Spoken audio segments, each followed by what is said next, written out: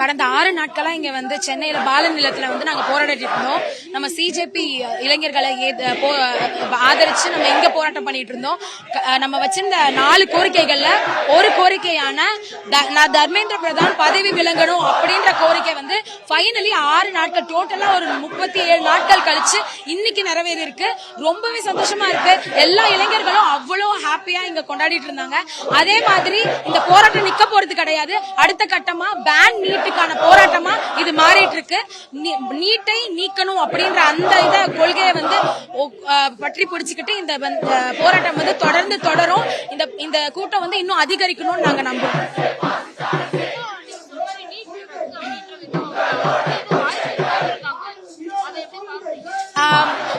NEET இன்னும் ரத்து செய்யப்படல. நம்ம மாநில அளவுல வந்து நம்ம அதை கோரிக்கையா வச்சிருக்கோம்.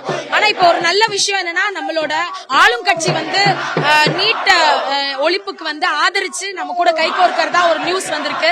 சோ அது வந்து ரொம்பவே வரவேற்கத்தக்க விஷயம். நம்ம மாநில அரசு குரல் கொடுக்கலன்னு ரொம்ப நாளா சொல்லிட்டு இருந்தோம். பட் இப்ப ஃபைனலா நீட்டை பேன் பண்றதுக்கு நம்ம கூட கை கோர்த்து ஆதரிச்சு மாநில அரசு வருது, ஆளும் கட்சி வருது அப்படின்றது ரொம்ப பெரிய விஷயம். அது இன்னுமே இந்த போராட்டத்தை பலப்படுத்தும். சோ இது அடுத்துக்கு போய்கிட்டே தான் இருக்கும்.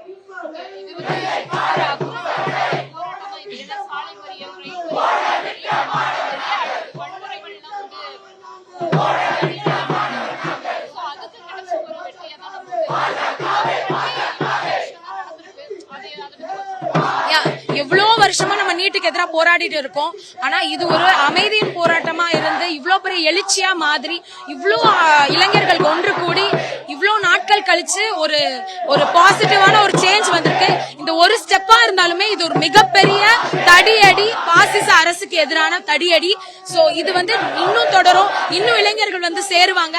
இன்னும் மாற்றத்துக்கான எழுச்சி வந்து தொடர்ந்துட்டே தான் இருக்கும்.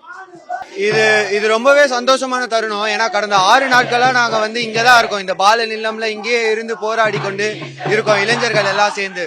இது எங்களுக்கு மிகப்பெரிய வெற்றி. எங்களோட கோரிக்கையில ஒரு கோரிக்கை வந்து நிறைவேறி இருக்கு. இன்னும் மீதி 3 இருக்கு.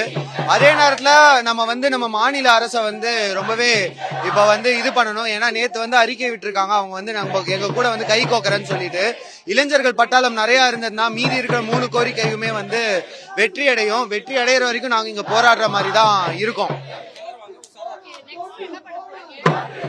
நெக்ஸ்ட் எங்களுக்கு பேன் நீட் வேணும். சோ பேன் நீட் தான் மெயினான ஒரு விஷயம். அதுக்கு வந்து குரல் எழுப்ப போறோம். இவர் இப்ப மினிஸ்டர் வந்து இறங்கி இருக்கிறது ஒரு பகுதி தான் வெற்றி.